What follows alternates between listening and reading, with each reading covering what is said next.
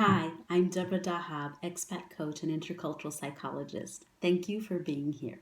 Today we're going to talk about how to think about your move financially, how to prepare financially, what to think about, what to take into account when you're looking at places to move to.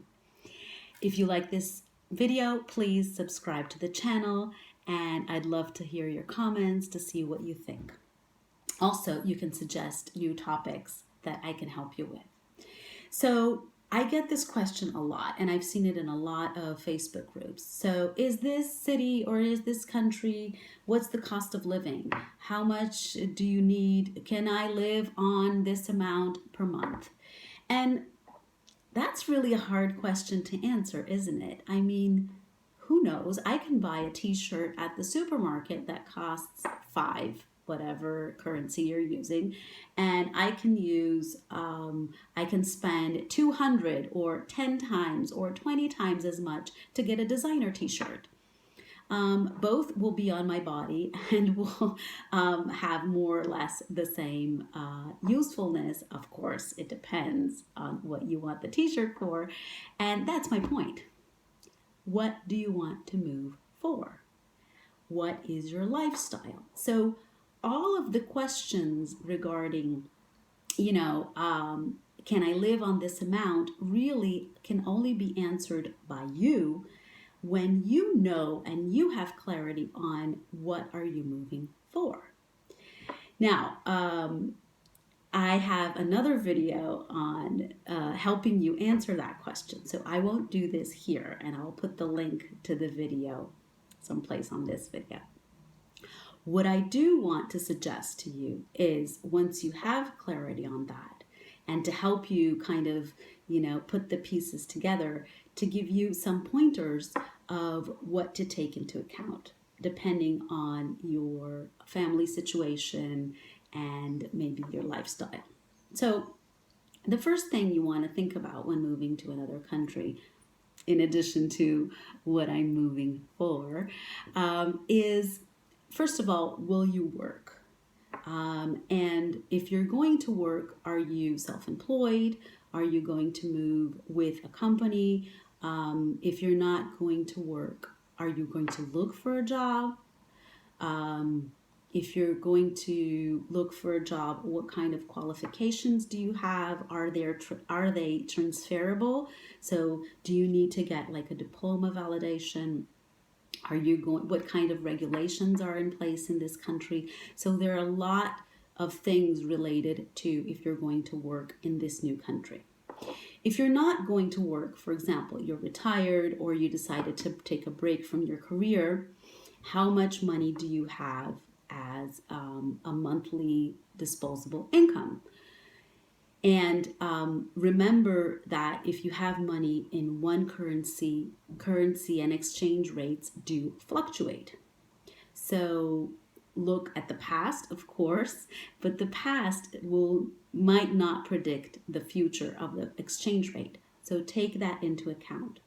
Many people I've heard around, like you have to have at least 6 months extra savings to account for, unpredictable things. And it depends on your level of risk. You can think about having more or less, and of course it will depend on how much you can make of a savings.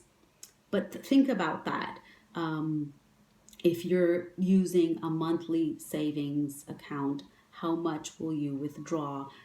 And that also depends on what you're moving for, right? On your lifestyle. So first you have to have that really clear. The second thing that I suggest you really looking into is healthcare. So many expats are obliged by certain types of visas to have private health care. In some countries it's less expensive, in other countries it's more expensive. But when you're going through your visa process, for example, if that's the case, it will be important to know that. And of course that will depend on your age group, on your family situation, and pre-existing conditions and so forth. So it's really kind of impossible to give even a ballpark because it will depend on the country, etc. But that's really important. Public health care in many countries is available for even for foreigners. However, it really is important to understand how they work. So in many countries it's free, but you not free, like it's very inexpensive, but you do have to pay an amount, but the waiting lists are longer. In other countries, it's majority private. Some health insurances work in different ways. Like some you pay a yearly premium and then you get access. Others you have to pay part of it. It depends. So really educate yourself in that manner before you make a decision on what you're going to do. Now, if you are in a family with children, you probably will be thinking about school and or childcare. In some countries, that's very accessible. In other countries, that's more expensive. And also think about the language. If you don't speak the language, will you leave your child with someone who doesn't speak your language or the child's language? Think about that, because language might be an issue that will make childcare or schooling more expensive. If you want an international school, for example, that probably will be more expensive than normal school.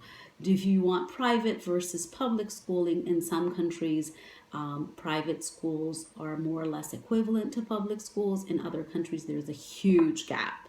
If you're moving around a lot, many people prefer to have an international school because it gives kids a kind of common ground. So when they move to another country, they're in the same curriculum. Think about that. Factor that in. Also, another issue is that many people travel, especially to European countries, and they say, oh, I want to be near an international airport because I want to travel a lot. And remember that, yes, of course, you can travel, given that it's possible in the current state of events worldwide. But it's important to remember that travel expenses are less expensive during the week, for example. If you go on a Tuesday and come back on a Saturday, it's going to be a lot less expensive than if you go during Easter time. So if you're thinking about travel, make sure that you're being realistic about the costs and how available you're going to be to make these travels, to travel around. You know why? Because many people get disappointed that they're not able to to factor in the travel, all the traveling they want to do.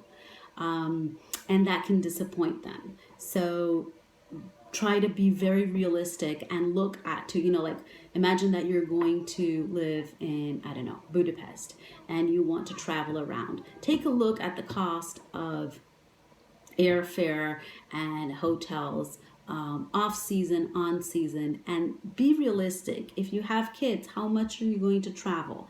If you don't have kids, how much will you have money to travel, or will you be willing to travel? And again, I'm sorry to be repetitive, but that goes back to your what for. So if you're traveling abroad, if you're moving abroad and you want more freedom and you want a minimalistic lifestyle, great.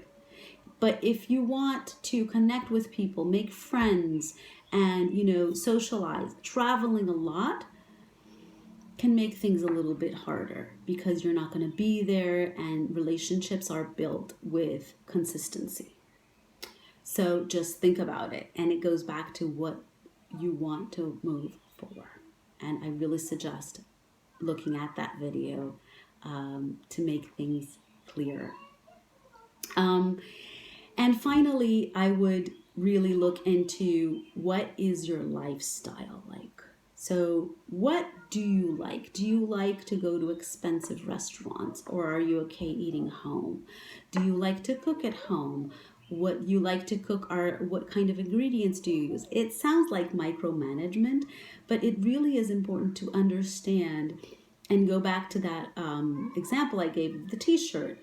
You know, you can have some cities are very prolific and different types of restaurants. Others are not that much.